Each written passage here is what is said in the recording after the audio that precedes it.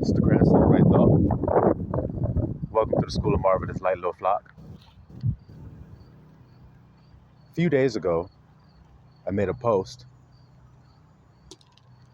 and it was from the book of Revelation, talking about temptation and how, because you have kept the word of his patience, he shall keep you from the hour of temptation. You hear that, little flock? So we see that in order for you to be protected or kept or delivered from the hour of temptation, there's something you must do. And what is that something that you must do? You must keep the word of his patience. And I asked a question on that post. What is the word of his patience? Now, either there aren't many people here at the School of Marvelous Light, or you just don't know, because there wasn't many replies to that question. So for those who diligently are seeking the deliverance from the hour of temptation, they would either want to know, they either know what the word of his patience is, or they would want to know so that they could be delivered. You see what I'm saying, little flock? So we're going to get into some scriptures today to understand what this means, to understand the time when you must apply this, or you won't be protected from the hour of temptation. Your house will be broken up. You see it, little flock? So let's go to the book of Revelation, and we'll start there. The book of Revelation, chapter 3. Start at verse 1. The book of Revelation, chapter 3.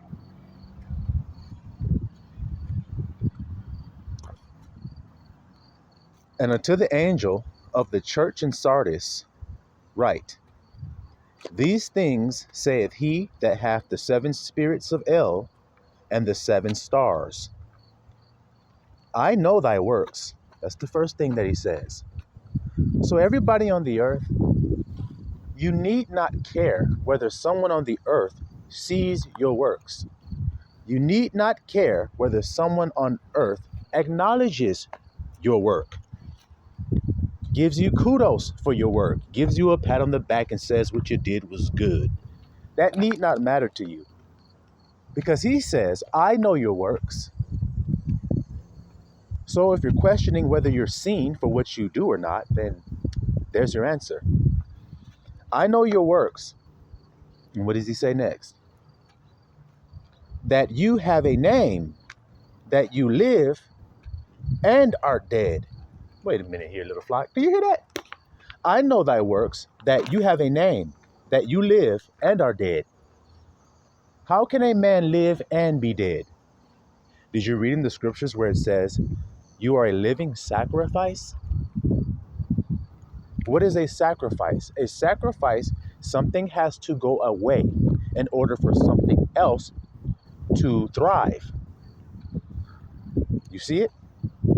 For instance, if you want to buy a house and you're saving up your funds so that you can purchase this house, well, all the fun things you like to do, like go on vacations and drink and party and have a good time and buy different kind of clothes and all kind of different cars and shit, you have to sacrifice all of that so that you can save your money for the other thing that you want to thrive in your life, which is the house, so that you may obtain it. So that you see, sacrifice is a killing of the things that will hold you back from the goal you desire. That's sacrifice, you see? That's being living and dead. Because you're alive to certain things, but you're dead to certain things. Remember how I started this message by saying, you need not care whether someone else sees your works or not, gives you a pat on the back or not. So you're now dead to that, but you're alive to the recognition of he who says, I know your works. You're alive to him watching you now. You see it? When you were dead to him watching you, when you cared about what men thought, you see it? So now you sacrifice what you feel about what men women think about what you do, and you focus on what Abba says. You see it? You see it? Watch this. Be watchful. You notice that, little flock? Now, what did I say about your house? If you don't know when this attack is going to come, then your house will be broken up. If the thief is coming and you don't know when he's coming, you're not going to be prepared for his coming. And you'll get robbed. You see it, little flock? You see it? So he says, be watchful and strengthen the things which remain. So after you sacrifice, there are some things which remain. You see it? Like I told you, once you don't care about men's judgment anymore, the only thing that remains is God's judgment. So now strengthen yourself in that. Build up knowing that now. Live your life as if that's the truth and no longer how you used to live it. You see how this is going, little flock? Be watchful and strengthen the things which remain that are ready to die. See what I'm saying, little flock? For I have not found thy works perfect before love. You see it, little flock? So there are some things that you need to sacrifice in order for the better things to thrive. In other words, a purging. It's just like a rose bush. If you have roses on a rose bush and some of them are dead and not fruitful and are not bearing anything that is good for you, then you're going to snip it off. You're going to prune it. Why? So that that which remains will thrive. You see it, little flock? And so it is with the wheat and the tares. The people which remain are the ones who will be saved. You see it? Because the others couldn't endure. You see? So their house was broken up. We're going to continue. For I have not found thy works perfect before love. Remember therefore how thou hast received and heard, and hold fast. Remember what Yahusha did. Remember his example. And we're going to get into it so that you understand what the word of his patience is. You see? That are ready to die, for I have not found thy works perfect. Remember therefore how thou hast received and heard, and hold fast. What does hold fast mean? Remember Jacob? I'm not letting you go until you bless me. Hold on to it and don't let it go. You see? And repent. Turn. See? Turn from what you were doing. You see? And come back to the truth that you received and heard.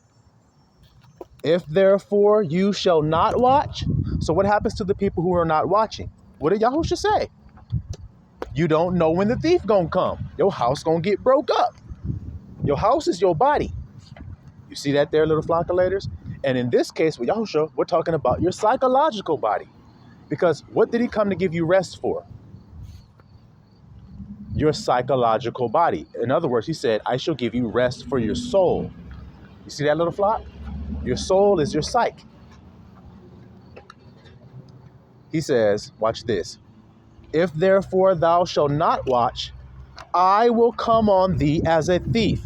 See how it's all connected to what he said when he was on the earth? When he said, I come as a thief in the night. Y'all hear that there, little flock?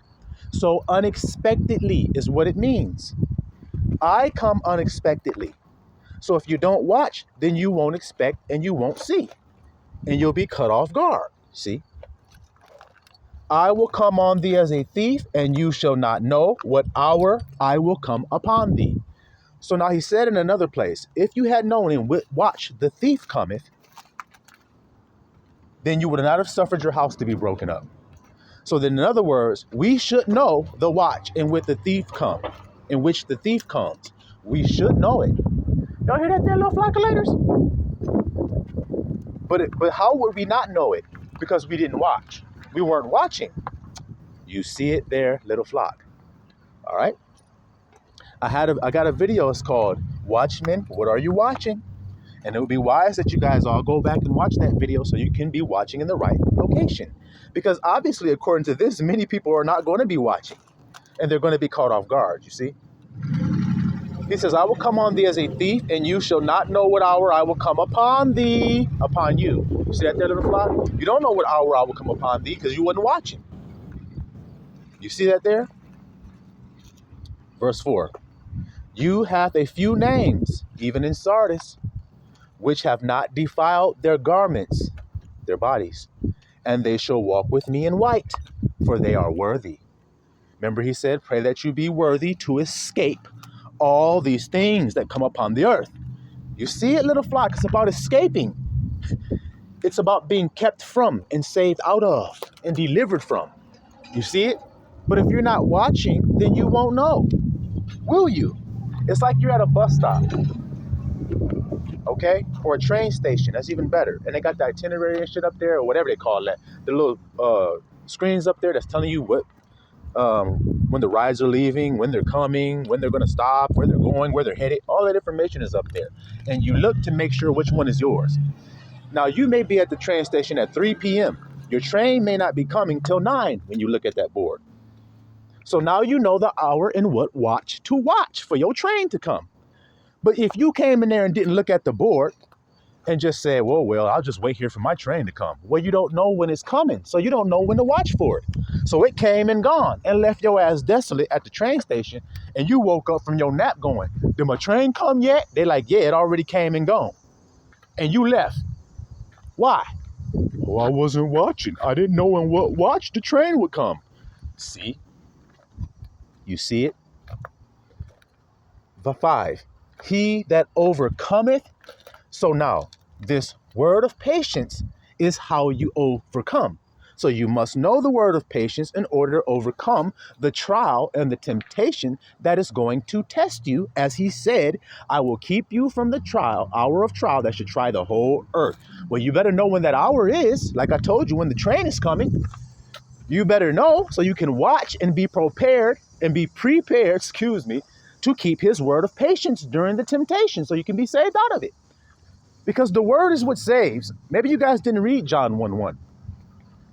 Well, if you haven't, go back and read it and see if the word is God. And once you see that it is, then you know the word saves. That's why he said, keep the word that you have heard. The things you received, keep it. Protect it and hold on to it. It's the word that you received, like you're receiving here today. It will be wise that you all keep this in your heart so that when the hour comes, you see it and know it and you're prepared. You see?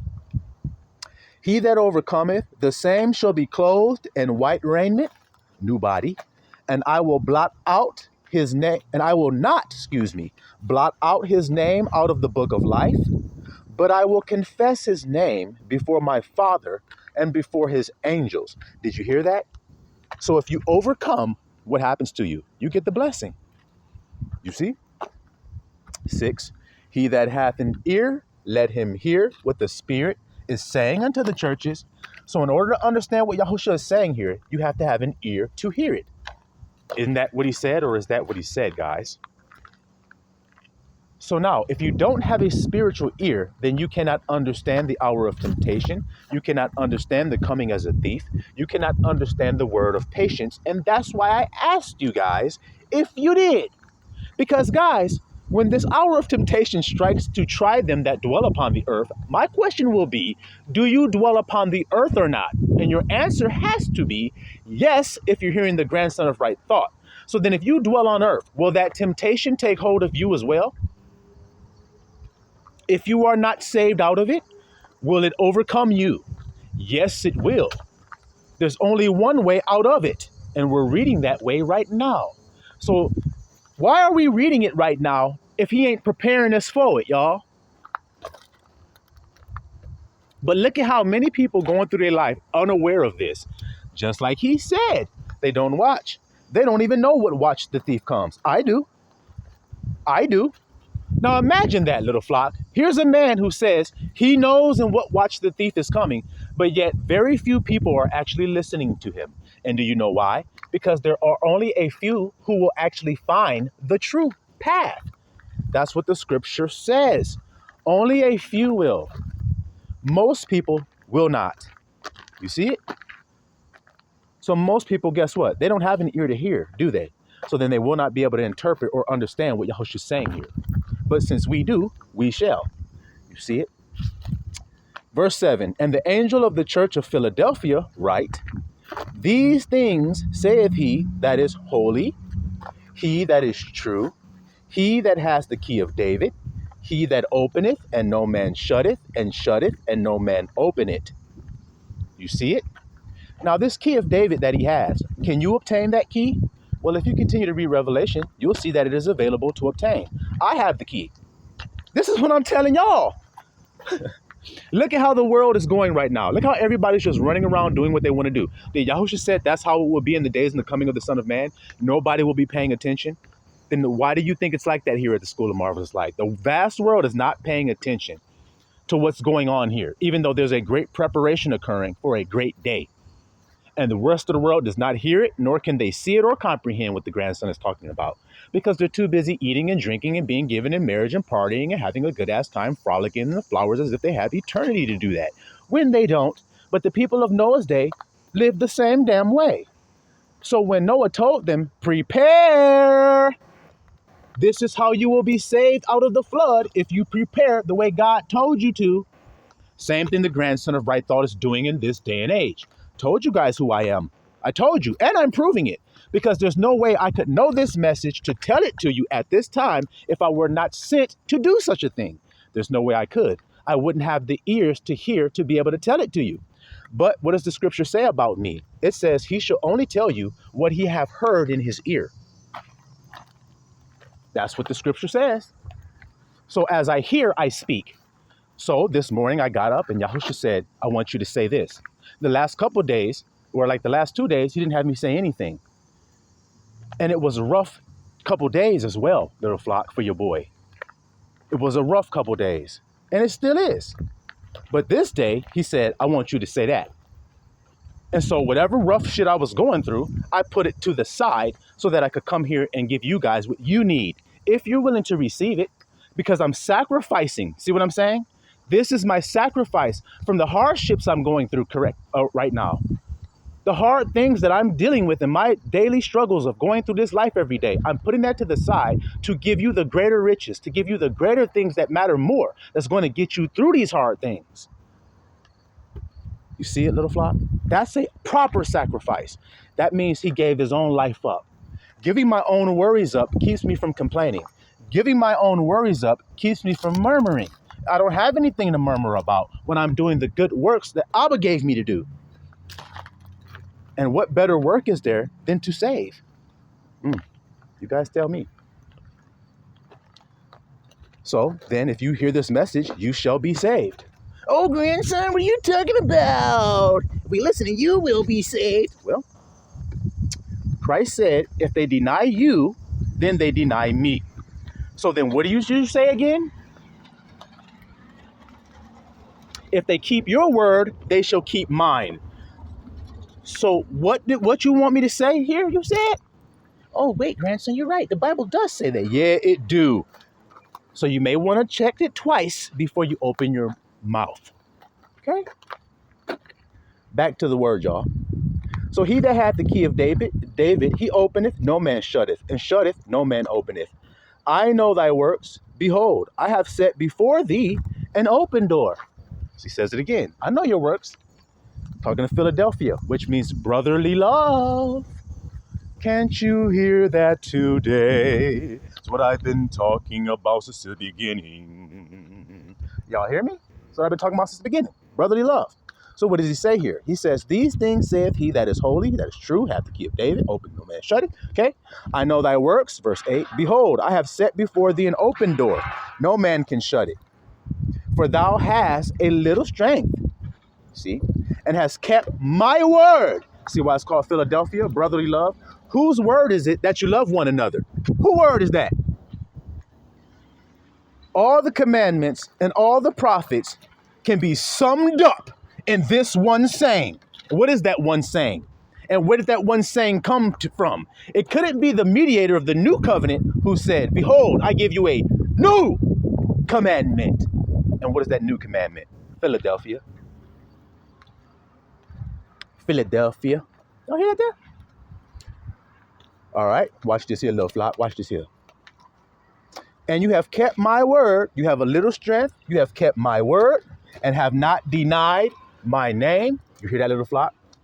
You have not denied my name. Do you hear it? He says, behold, I will make them of the synagogue of Satan, which say they are Jews, and are not, but do lie. You hear that? Behold, I will make them to come and worship before thy feet, and to know that I have loved thee. So those who are Jews of the heart, as we read in the scripture, are those who love their neighbors as themselves. That's what makes them a Jew of the heart. The fact that they love their neighbor as themselves, because that's what the master of the Jews, the king of the Jews, told them to do. So he says, you guys been doing it. You got a little strength. I know it's hard to do it at times. I know sometimes you fall off or sometimes you struggle. But you got a little strength and you're hanging on and you're fighting for what I told you to do. You see it there, little flock? Now, did he say I love thee? You see what happens when you do what he tells you to do? Those who love me keep my commandments. If you love me, then you will keep my commandments.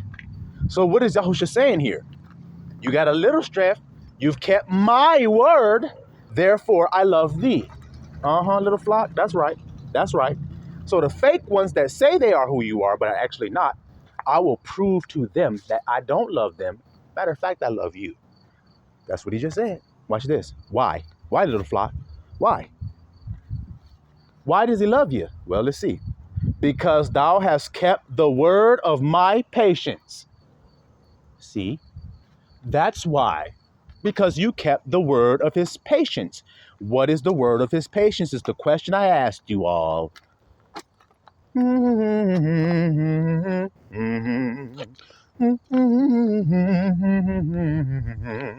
you hear me today or not? That's the question I asked you guys. All right? Watch this. Because thou hast kept the word of my patience, I also will keep thee.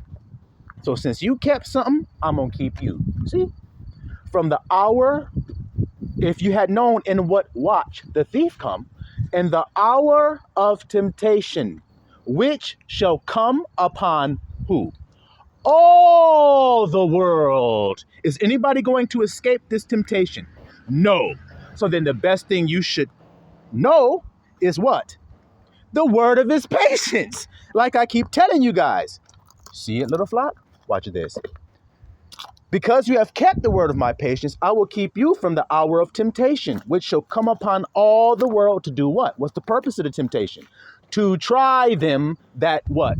Dwell upon the earth. My question to you is, do you dwell upon the earth? If you do, then you shall be tried by the hour of temptation, along with all the other inhabitants of this earth.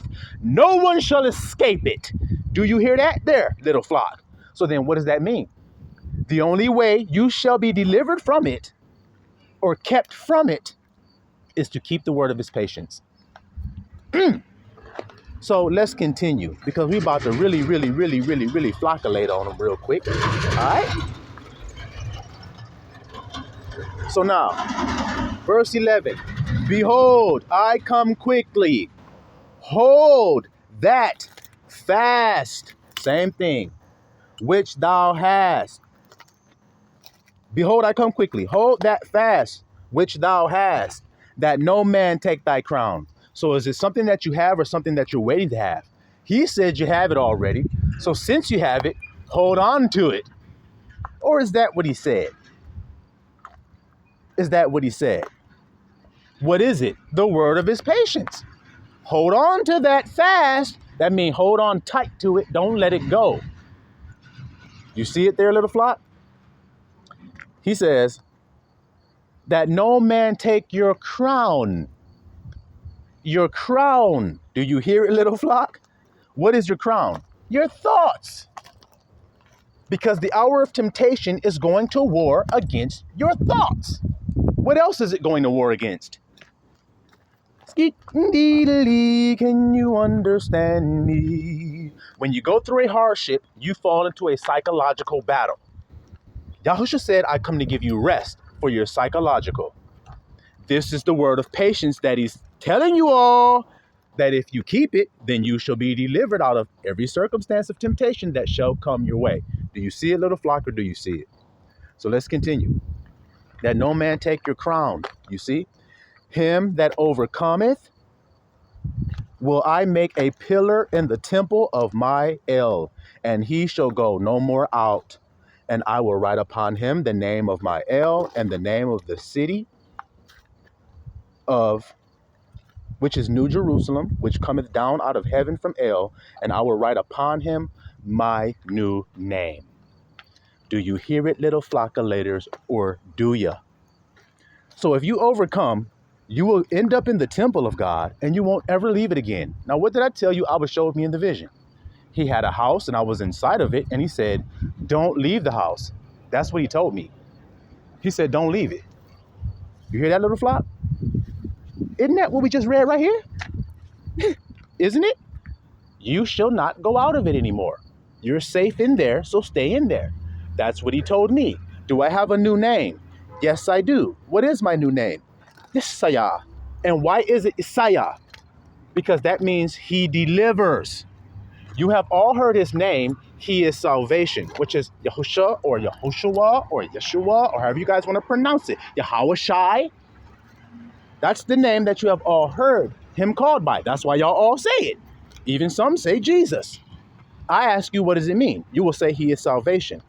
Okay, now what is the new name? He delivers, which is the name he gave me. Yeshaya, Isaiah. See, the Y that you guys read when y'all read like Yah or Yahasha, Yahasha or Yahusha, or however you guys like to say it, you're saying Yah. The Y it's not a Yah sound. It's E. That's the sound a Y makes. E. So when you see Yeshaya, you're actually saying Isaiah. Isaiah. See that there? When you're saying Abaya, you're saying E. Iowa. Iowa. Iowa. Hear that? Iowa. But when I say ya, when I'm saying the part or the you hear ya. But it only sounds that way because I'm saying E first. Can y'all understand these phonics or what? Continuing. I don't want to confuse anybody. Continuing. All right.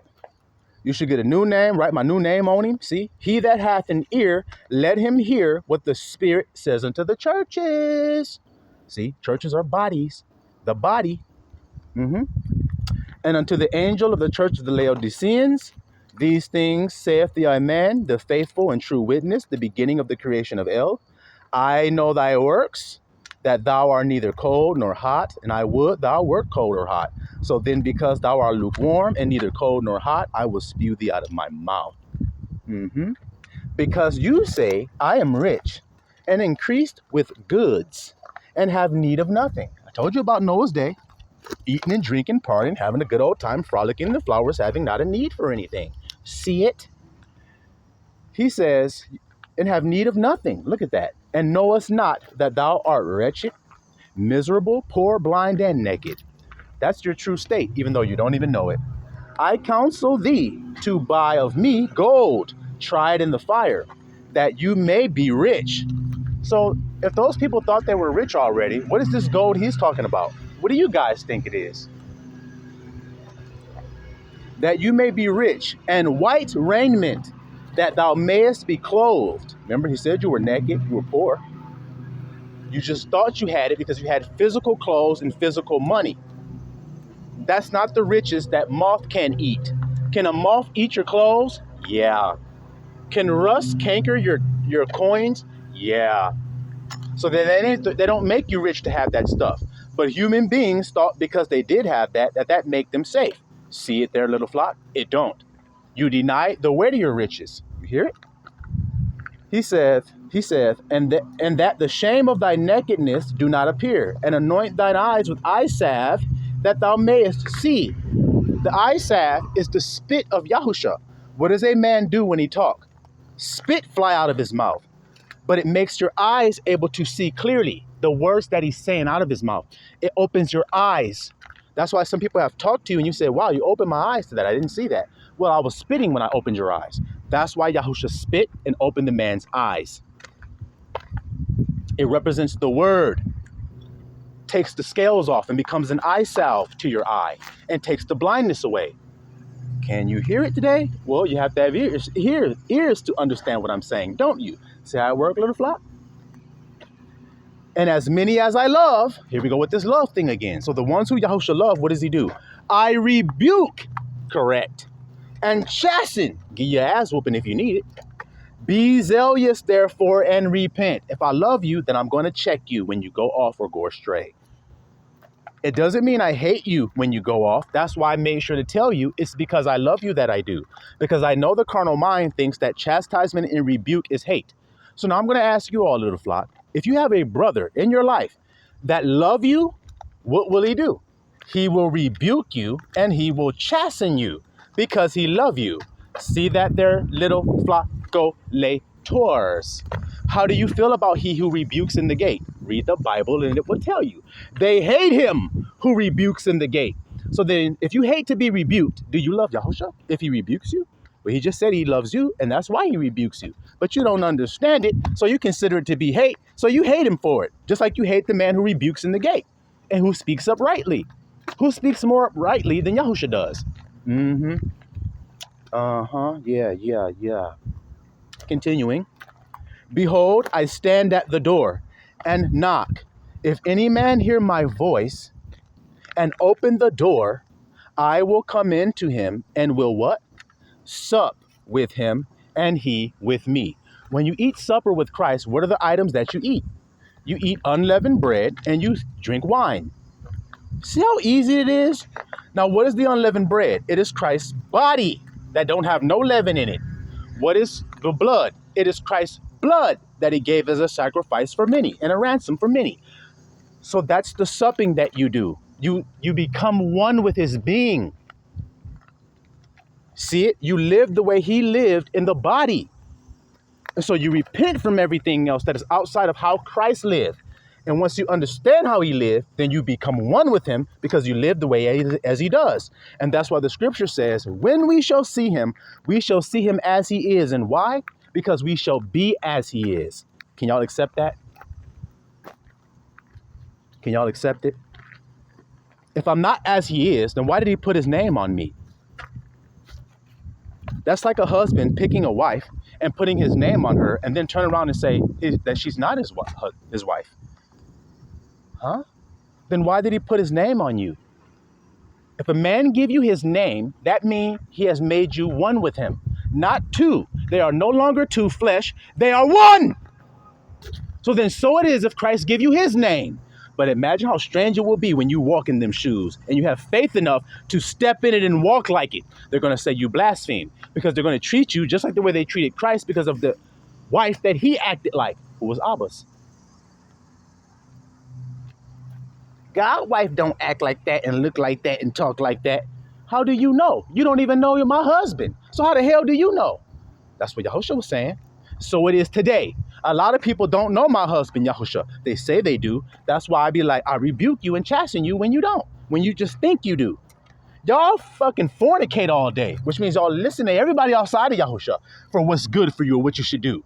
You listen to everybody else except for Yahushua. He is not first. Well, then he ain't your damn husband then. So stop trying to play and act like he is, because he ain't to you. Not your first love. He may be your 7th, 8th, 9th, 10th love. You got all kind of husbands. Even the man you're with today is not your husband, which means the thought that's leading you in your life right now is not your true husband. It's just something you heard that you have cleaved onto that you think is good, that you think is going to give you what you need, that you think is going to give you what you're looking for, but it will let you down because it's not your true husband. Like Yahushua said, you've had 5. What did he say in verse 21?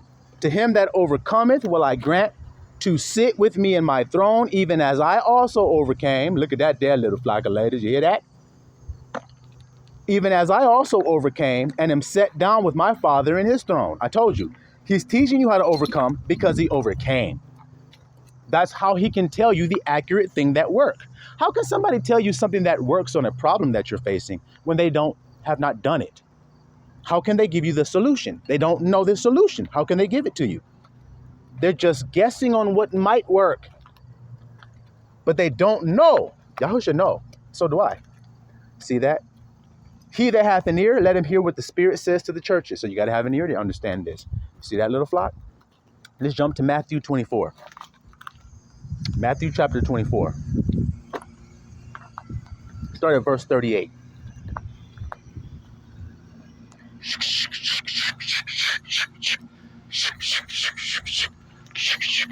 Oh, there's Matthew. Yeah. Matthew 24:38. For as in the days that were before the flood, they were eating, drinking, marrying, giving in marriage, until the day that Noah entered into the ark. Now, why did Noah enter into the ark? To be preserved during the time of temptation that fell upon the whole earth to try them. Ain't that right, little flock? So the one who had faith, who heard what God said and did it by faith, even though it had not been heard of before, they said, it had not even rained before, they had not heard of nothing flooding. They didn't. This shit crazy. What are you talking about? Why would he build something against something we have never seen? See, how does he know that's the way out? Because God said it. So he believed God, just like Abraham did, and that's why he became the heir of righteousness, which is by faith, it says about Noah. So if it's the same thing in the last days, then there's an heir of righteousness that is by faith. There is somebody who has prepared his ark to be able to float on top of that water when it rained down on this earth to try everybody that's upon it, to see what his work was made of. If it don't float, then it was made out of vanity. So everything that they built, all the houses, all of the cars, all of the clothes, all of the eating and drinking, all of the marrying that they did it benefit them when that rain came? Did it save them when that rain came? So then let the whole wide world tell you right now what's going to save you when this rain comes. Let them tell you and see if it line up with what the grandson going to tell you today. Let's just see. And then you decide on which one you think is right. You just decide. 39, and knew not. So were they watching? No. Were they paying attention? No. Did they know the hour of temptation? No, they didn't. It says they knew not until the flood came. That's when they knew it was occurring. But what good does it do you to go home? The thief is in your house stealing every damn thing out of it. What good does it do you to now know he's there? It would have did you the profit to know that he was going to come. Not that he's there, to know he's coming and when he coming. That nigga gonna be here tomorrow at 7 o'clock. All right, I'm gonna be waiting right on the porch with my shotgun on my lap, sitting right there waiting for him. If that's the scenario we're talking about, the thief gonna come out the bushes. Yeah, now's my time to steal. And he gonna be shocked when he see that strong man sitting there going, shh. You about to steal what, brother?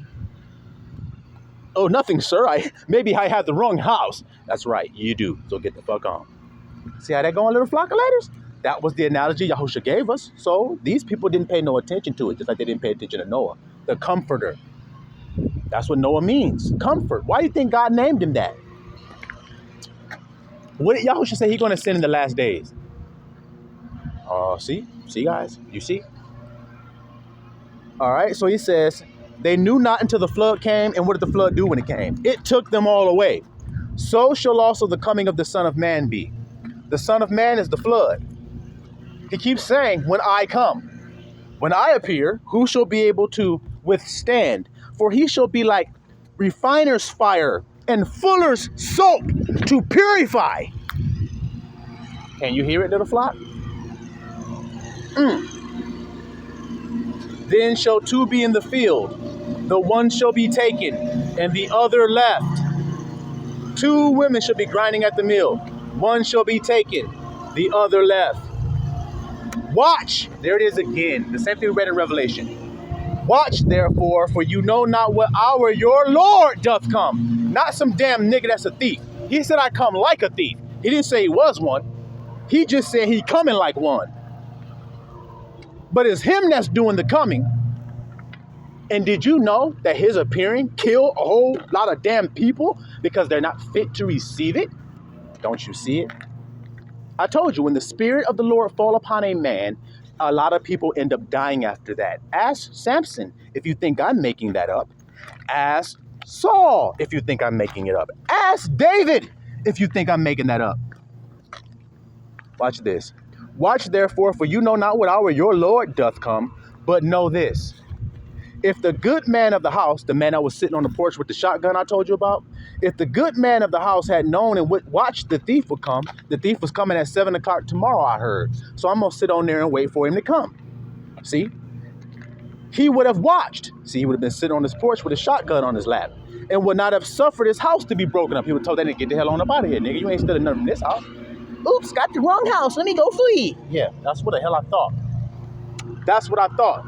So in other words, when does that happen, little flock? What have I been telling you all? The Passover is when. That angel comes over your house and starts sniffing around to see if you have certain blood on you and to see if you have leaven in your house or not.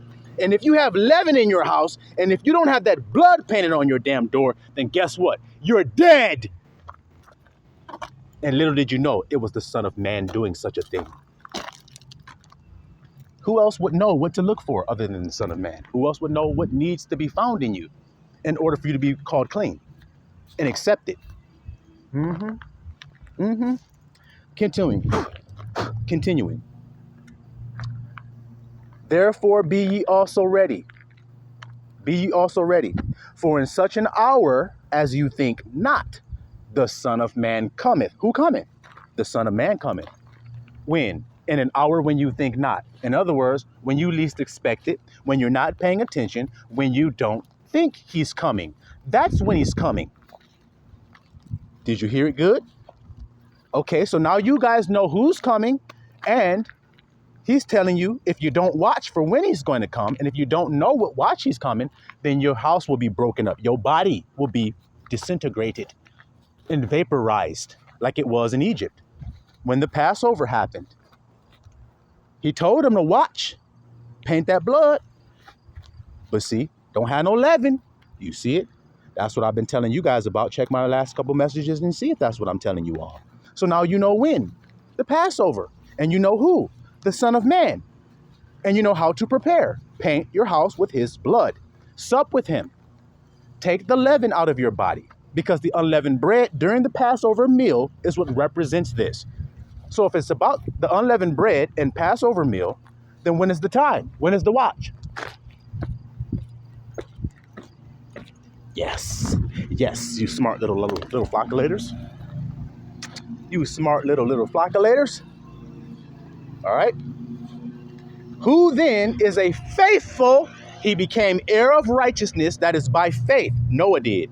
So it's the same thing going on today. That's why Yahushua said it's the same thing. We just read it.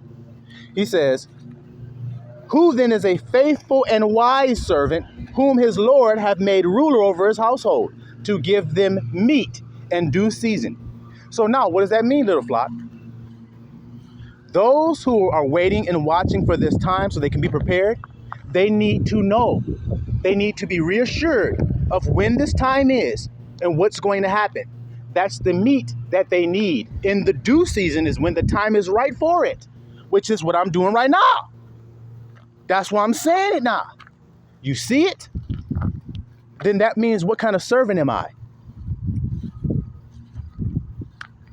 Or else I wouldn't say this. I would be saying, well, I mean, the world tells me that the Passover is not until this day of the year, and it's there, and then they're going to do that, and then this, and this, and this, and this. Don't listen to them. You keep my word. I'm telling you when it is. I'm the one who put it there, so I should be the one to tell you when to do it and how to do it. Yep, you're right there, little flockulators, aren't you? You see that there? Continuing. Blessed is that servant. What servant? Whom his Lord, when he cometh, shall find so doing. Oh my God, y'all can't hear this shit. Make me want to jump up in this tree right here like George of the Jungle and swing like Tarzan. So if the wise and faithful servant is wise and faithful, what will he be doing when the Son of Man come? Warning you, saying, hey guys, watch out.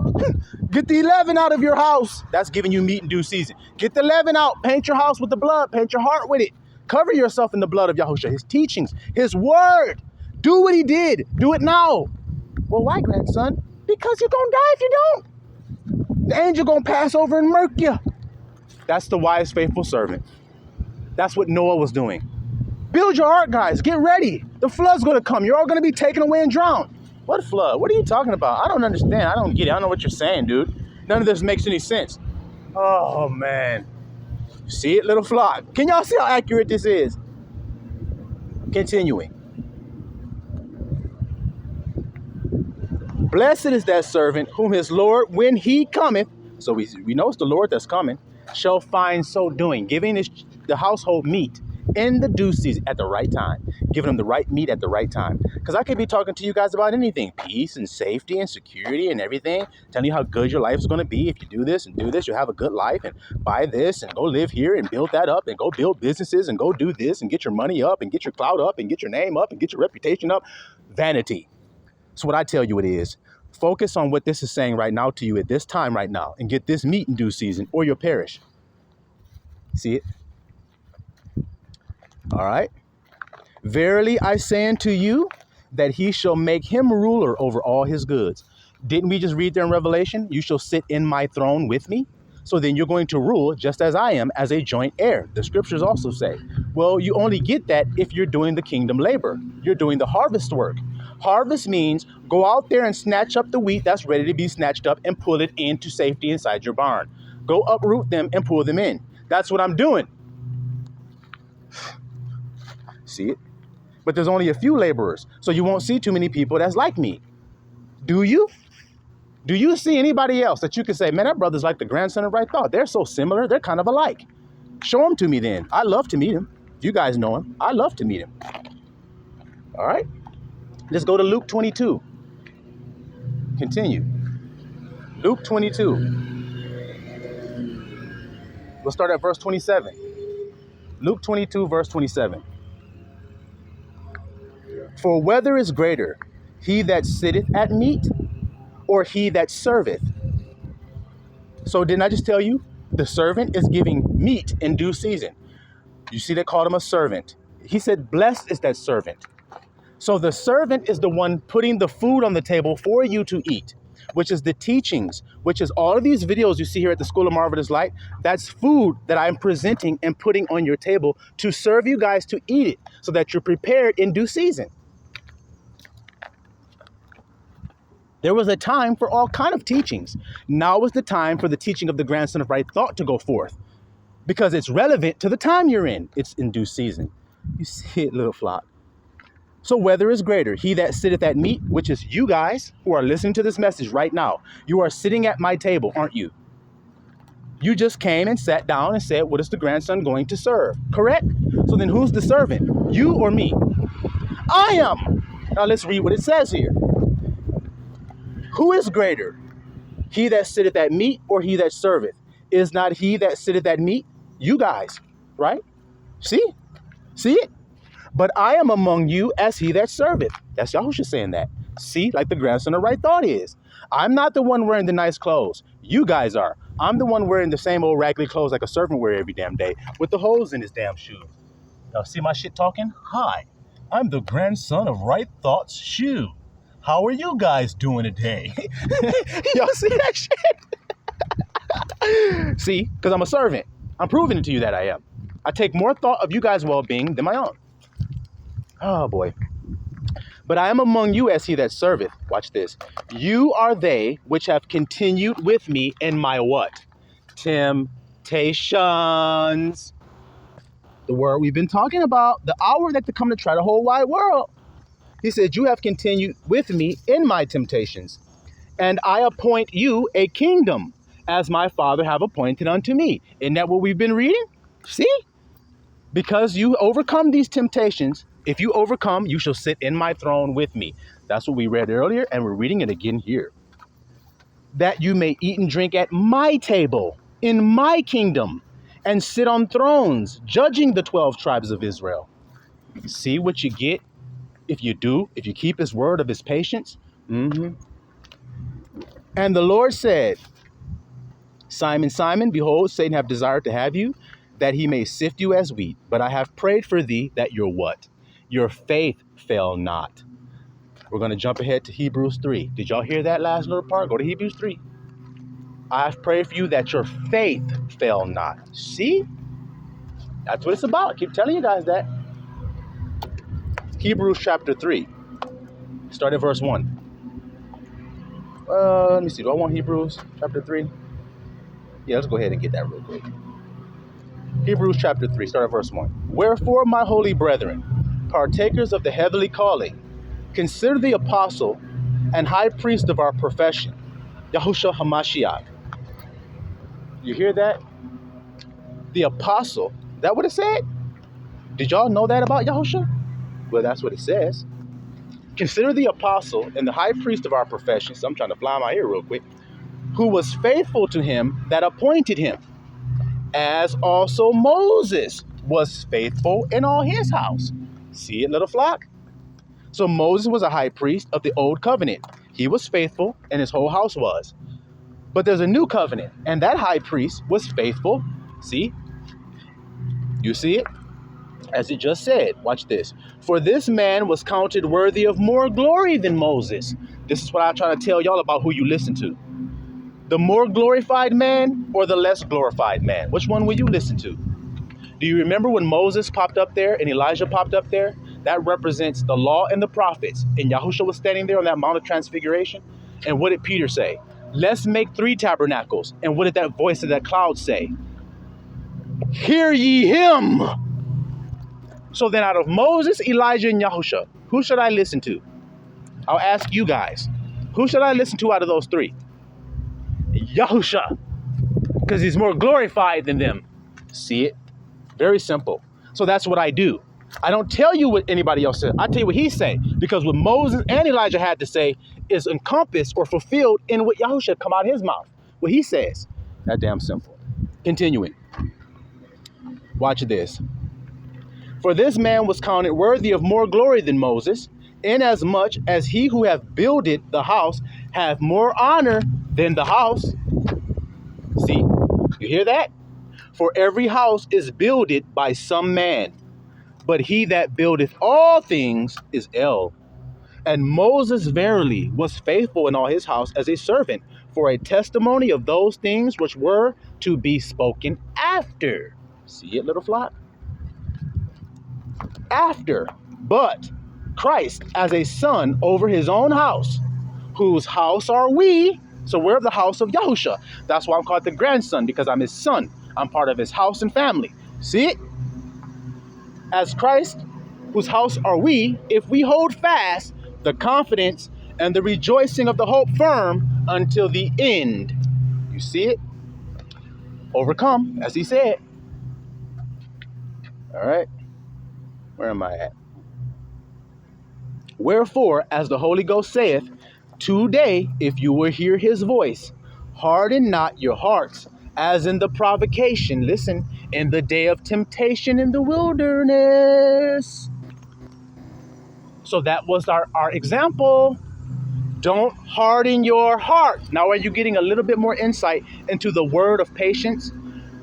When something is causing you to become impatient, what's happening to your heart simultaneously? The less patient you are, the harder your heart is. It works together. It's not separated. So the more patient you are, the softer and more tender your heart is.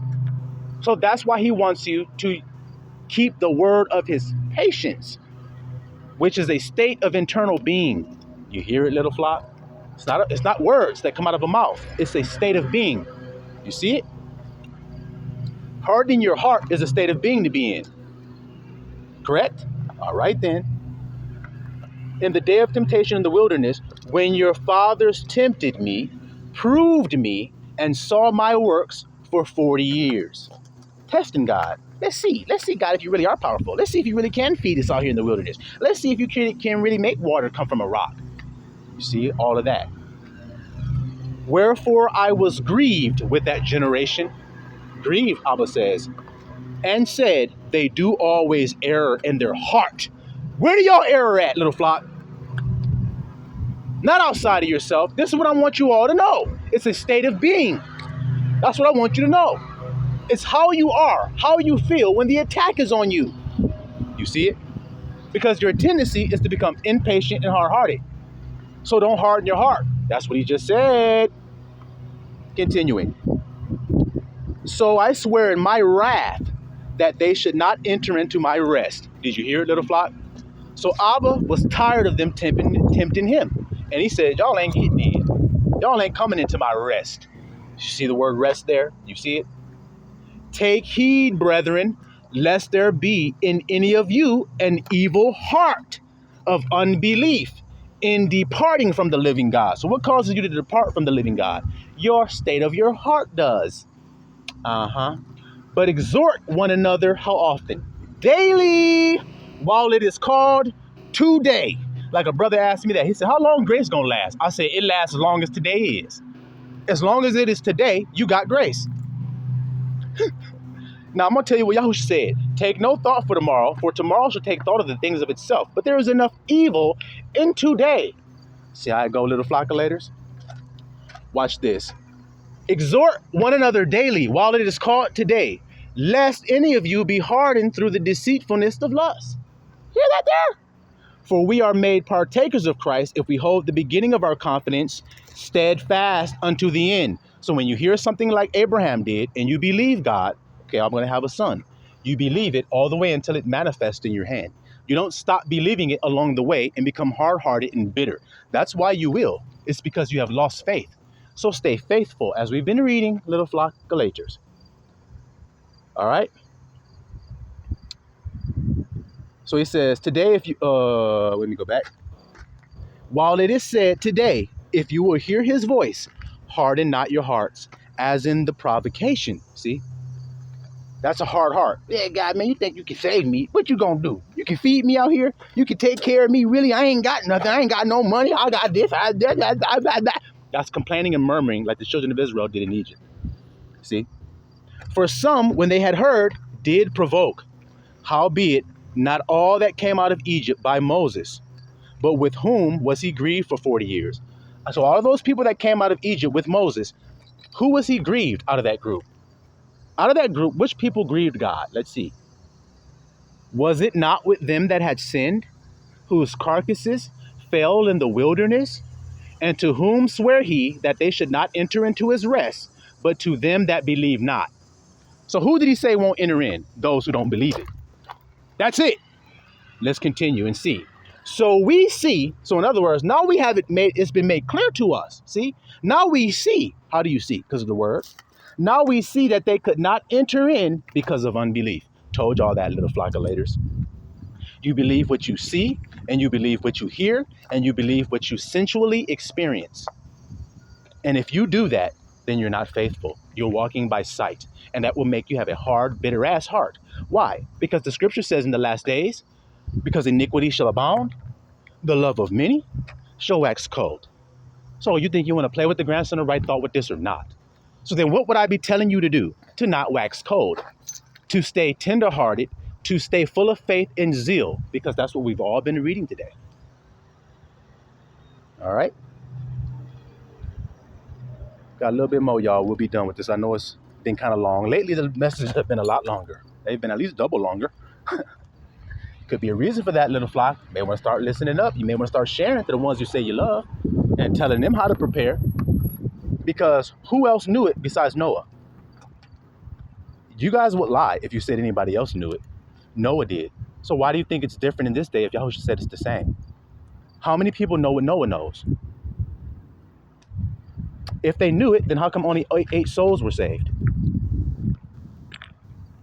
Foot sweet. I know. That's why I'm telling it to you guys.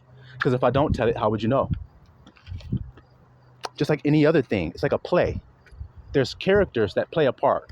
And you're telling me that one of the characters doesn't show up to play his part and the play is going to run through smoothly? No, it won't. Because when it comes time for that person who's not there to say their lines, there's just a big gap and a pause. And the other guy don't know when to say his line yet because he's waiting for that guy that ain't there. Hindering the spirit. You see it? Hebrews 4. Let us therefore fear, verse 1, lest a promise being left us of entering into his rest, any of you should seem to come short of it. You hear that? For unto us was the gospel preached, as well as unto them. But the word preached did not profit them, not being mixed with faith in them that heard it. You got to have faith, or it's impossible to please God. For we which have believed do enter into rest, as he said. So what the grandson doing? Rest. Why do you think I teach it to you guys? Enter into it. Enter. That's what he just said. He said, for we which have believed, so the ones who have faith, they've already entered into it by faith. See it? As I have sworn in my wrath, if they shall enter into my rest, although the works were finished from the foundation of the world. See, too busy trying to work. Too busy trying to work, even though the work was already finished. For he spake in a certain place of the seventh day, which is the Shabbat, on this wise, and God did rest the seventh day from all his works. Now watch this little flock, it's hard for people to accept. Watch this. And in this place again, if they shall enter into my rest, he says, come on in. Why won't you? What did we read? They don't believe it's there. They believe there's a lot of work left to do. God said the work was done from the foundation. How do I know the work for Jacob was done before the foundation of the earth, which is the second world that is to come after Esau's world is destroyed, which is happening now, which is why I'm warning you. How do I know about this world of Jacob and what is required to enter it, that it is requiring faith and not works of the hands? Because God said before Esau and Jacob were even in their mother's womb and had done any work, he had already chosen. So then if that man that was already chosen thought that it was going to take his work to get him in, what would happen to him? He'd be doing it in error. God said, you in regardless of what you do. Just say, come on in. No, something I got to do. I got to clean this. I got to fix that. And I got to do this. And then I got to do that. Then God will accept me. Then I'll do this. Then I'll do this. You're in unbelief out there. You're going to die. You're not in the rest. Because I can tell by how you talk, you're not resting. See that little flop? See, therefore, verse 6, it remaineth that some must enter therein. And they to whom it was first preached entered not in because of unbelief. Like I just described to you. Nuh-uh. Ain't no rest. We got work to do. Okay. Again, he limited a certain day, saying to David, today, after so long a time, as it is said, today, if you will hear his voice, harden not your heart. For if Yahushua had given them rest, then would he not afterward have spoken of another day? There remaineth therefore a rest to the people of God. See? For he that is entered into his rest, entered with a D on the end, which means past tense. For he who has entered into his rest, he also has ceased from his own works, as God did from his. You hear it? Do you hear it?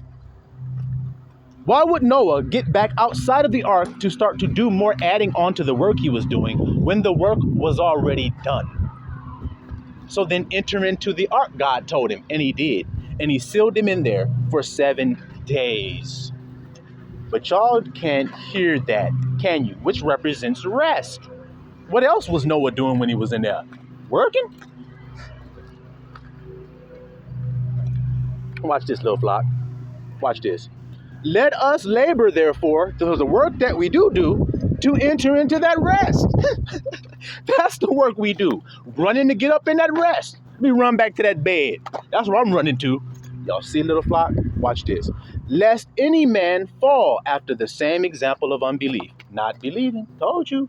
For the word of God is quick and powerful and sharper than any two-edged sword, piercing even to the dividing asunder of soul and spirit, and of the joints and marrow, and is a discerner of the thoughts and intents of the heart. So that blade that Abba got is aimed only one location, the heart. That's why I deal with it there. There's no other place it is supposed to be wielded other than at the heart of a person. Sit. Neither is there any creature that is not manifest in his sight, but all things are naked and open unto the eyes of him with whom we have to do. Seeing then that we have a great high priest that is passed into the heavens, Yahushua, the son of El, let us hold fast our profession. For we have not a high priest which cannot be touched with the feeling of our infirmities. So our high priest is also touched with what we went through. He go through the same thing we do. See, little flock? But was in all points tempted like as we are, yet without sin. See? Let us therefore come boldly into the throne of grace. So when you slip, come boldly to the throne of grace, that we may obtain mercy. See it? And find grace to help in time of need. Do you hear it, little flock, or do you hear it? All right. 1 Corinthians chapter 5. See the labor? See the working? 1 Corinthians chapter 5. Verse 1. It is reported commonly that there is fornication among you, and such fornication as is not so much as named among the Gentiles. Gentiles ain't even doing this shit y'all doing. That one should have his father's wife. Damn, y'all niggas is tripping. See that? Watch what he says here. And you are puffed up. So do they got leaven or unleavened? They got leaven, and have not rather mourned. And he that hath done this deed might be taken away from among you. See? Your glorying is not good. Know ye not that a little what? Little flock of laters, a little leaven leaveneth the whole lump. See? Back to this Passover and unleavened bread. Do you see how it constantly connects that in there? Y'all are puffed up. Y'all are fornicating because of your pride and lust and lasciviousness. Those are all attributes of the beast. And yet y'all are worrying about a mark on your hand or on your head. You need to be worried about his mark being in your damn heart. Then it won't be nowhere else if it ain't in your heart. But anyway, purge out therefore the old leaven. So did he say keep it in there? No, he said purge it out. That's what I'm telling you to do. See how I'm telling you to do the same thing. Why? Because of the timing. Because he's saying to do it now. He knows when he's coming. The Father does. He knows when the Lord is coming. So then he would be the one to reveal it to his servants so that his servants could tell you, because he don't do nothing unless he first reveals it to his servant. The one putting the food on your table right now. See it? See it? And so during this revealing of the time, guess what you see happening? I told you, I even made a video about it. Brothers are going to fight against each other and be so distracted with pride and arrogance and fornication and lust and lasciviousness and drunkenness that they're not going to be paying attention and they're going to be swept away. Goddamn simple. Verse 7, purge out therefore the old leaven, that you may be a new lump, as you are unleavened. See? See it? Now you unleavened of sincerity. Oh, I jumped too far. I jumped too far. For even Christ, our Passover, is sacrificed for us. See, that's the lamb. Therefore, let us keep the feast, not with old leaven. Guys, do you hear it or not? Do you hear it or not? This is what I'm telling you. I told you about keeping the feast days. He said keep it. You're going to have people that are going to say you can't, people that say don't. I'm telling you how to fulfill it, just like it says here. You see it? Watch what he says. Therefore, let us keep the feast. So we're going to keep it, but not with old leaven, neither with the leaven of malice. Where's malice at in your heart? And wickedness, but with the unleavened bread of sincerity and truth. That's what God cares about when you speak. Are you sincere and are you truthful from your heart? And if you are, then you have done well. But if you have guile and trickery, lies and deceit, then you have not done well, have you? Got too much leaven up in your bread. So now we see, it says, get that unleavened, get that bread out, that leavened bread, and get the unleavened bread. I wrote unto you an epistle, not to company with fornicators, blah, blah, blah, blah, blah. Okay? So we got that. We got what we want from that. The unleavened bread and the leavened bread. You see? Let's go to Isaiah 53. Now the word of his patience. We're going to reveal this and then we'll be done with this message, little flock. Thank you for hanging with me. I know it's a lot of food on the table. Y'all can just eat until you're full and then go and come back if you want to. Get seconds. Take a plate home to your family like we do at the barbecue. Isaiah 53:7. He was oppressed and he was afflicted. Yet he what? Little flockulators. He opened not his mouth.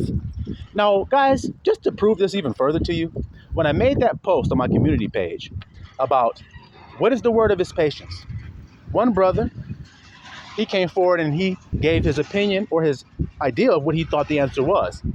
And not that he was wrong, but he couldn't see it clear, all the way clearly. Otherwise, he would have gave the clear answer, but he couldn't. So instead of me just telling him the answer, little flock, just to prove that it's in your heart, it's where the treasure is, I simply asked him, how would you demonstrate patience? And he said, with your loving character. And I said, how do you display that loving character to somebody? How did Yahusha display it when he was tempted? And the brother said, he opened not his mouth. And I said, bingo. See how he answered it? Not I. I just asked a question, and I just put some crumbs there to lead him to the point. And he went there and saw it himself. I didn't have to do anything. That's the spirit, guys. That lets you know your spirit is in harmony. That's iron sharpening iron. Brothers helping brothers. You see it, little flock? Can you see it? So watch this. He opened not his mouth. When? When he was oppressed and afflicted. So when you become oppressed and afflicted, what is your natural instinct to want to do? To open your mouth and to defend yourself. To say, no, I didn't. To say, I never said that. See it? To say something about your affliction. To complain like the children of Israel did in the wilderness. To complain about it. To murmur. To say, this shit sucks, man. This shit is crazy. This shit whack. You don't know if it is or not. You don't know I was bringing you into the promised land. See it? Watch this. He is brought as a lamb to the slaughter, and as a sheep before her shearers is dumb, so he opened not his mouth. So what's the word of his patience, little flockulators? How do you display patience? Silence. We just read it. Not opening your mouth to defend yourself. That shows that you are patiently waiting for the truth to pan out. See, I know the truth. If I start panicking, I'm trying to convince people of the truth. I don't have to convince people of the truth. The truth is the truth. I just patiently wait till it manifests itself. You said I said this. That's not true, so I'll just wait till the truth comes. Even if 5,000 of you are saying, you lied right there. No, I didn't, but you guys think I did, so I'll go ahead and let you think what you want to think. Instead of going, no, I didn't lie, I didn't. That's not the word of his patience. And that's why the temptation overtook you. And it caused you to become malicious. And it caused you to become lumped, full of leaven in your lump. And puffed up. And thinking you can say something and you can do something to save yourself. If the man don't give his life up, then he ain't going to get it. He got to give it up. All right. Let's go to Matthew 26. Matthew 26, y'all. All right. Verse 36. Then cometh Yahushua with them unto a place called Gethsemane, and saith unto the disciples, sit ye here while I go and pray yonder. And he took with him faith, hope, and love. In other words, he took with him Peter, faith, and the two sons of Zebedee, James and John, hope and love. Okay? So Yahushua went to go pray. He took his faith, hope, and love when he go pray. Isn't that what you take? When you're in distress and you need deliverance from a certain situation, you're praying out of faith and hope for the deliverance. And your love for him is what's got you calling out to him for it and not someone else. See, little flockulators. And he began to be sorrowful and very heavy, like you have been when you have prayed at times. Then saith unto them, he said, my soul is exceeding sorrowful. I told you about the soul, the psychological. Why is his soul in so much turmoil? Because of what he is about to endure, what he is about to go through. You see, continuing. Then saith he unto them, my soul is exceeding sorrowful, even unto death. Tarry ye here and watch with me. Watch. And he went a little farther and fell on his face and prayed. What did he say? Saying, O my Father, if it be possible, let this cup pass from me. Nevertheless, not as I will, but as thou wilt. So I don't want to go through this, Father. But if you have it so that I will go through it, then I will. Because it's not my will, it's your will. So he's showing you that during the hour of temptation, it's going to be very difficult for you to feel good psychologically. It's hard. You're going to be, oh, shit, leave me alone. Just stop. Just everything shut the fuck up. Just get a space away. Just everything, just leave me the fuck alone. That's how it make you feel. You want the cup to pass from you, in other words. Let's go. Let's go. All right. Wait, y'all. Let's jump back to 26, chapter 1, my bad. And then we'll go back to where we were. Same chapter, we're just going back to the beginning. And it came to pass, when Yahushua had finished all these sayings, he said unto his disciples, you know that after 2 days is the feast of what? Y'all can't hear it or something? It could have said anything, but it doesn't. It keeps saying the same thing. So I'm telling you the watch, the time frame. Passover. See? Okay. So he said, in 2 days is the feast of the Passover, and the Son of Man is betrayed to be crucified. See it? During the Passover. Then assembled together the chief priests, scribes, elders of the people, unto the palace of the high priest, who was called Caiaphas, and consulted that they may take Yahushua by subtlety, secretly, and kill him. But they said, not on the feast day, lest there be an uproar among the people. Not on the feast day. Got to keep God's commandments first before we kill somebody. See that little flock? That's old leaven. But they said, not on the feast day, lest there be an uproar among the people. Now, when Yahushua was in Bethany in the house of Simon the leper, okay, it goes on and says that. Now to 36 where we were, when he's out there about to pray, see? Now, let's go to 40. And he cometh unto the disciples and findeth them asleep. So they got tired watching. They got wore out. See? And saith unto Peter, faith, why? What? Could ye not watch with me 1 hour? See, it's just an hour. The hour of temptation. You couldn't watch me for 1 hour? See that there? It says, watch and pray that you enter not into temptation. Look at this. Pray that you don't, that you're saved from it. See? He says, the spirit indeed is willing, but the flesh is weak. He went again the second time and prayed, saying, O my Father, if this cup may not pass from me except I drink it, thy will be done. See, I don't want to do it, but if it's for me to do, I'll do it. Not my will. And he came and found them asleep again, for their eyes were heavy. See? And he left them and went away again and prayed the third time, saying the same words. Same thing. Then cometh to his disciples and said unto them, sleep on now and take your rest. Behold, the hour is at hand, and the Son of Man is betrayed to the hand of sinners. When? During the Passover. Feast of Unleavened Bread. See it? There. Matthew 6, verse 9.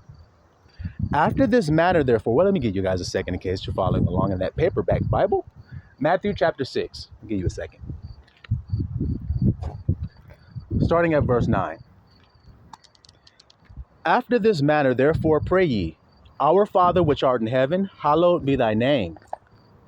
Thy kingdom come, thy will be done on earth as it is in heaven.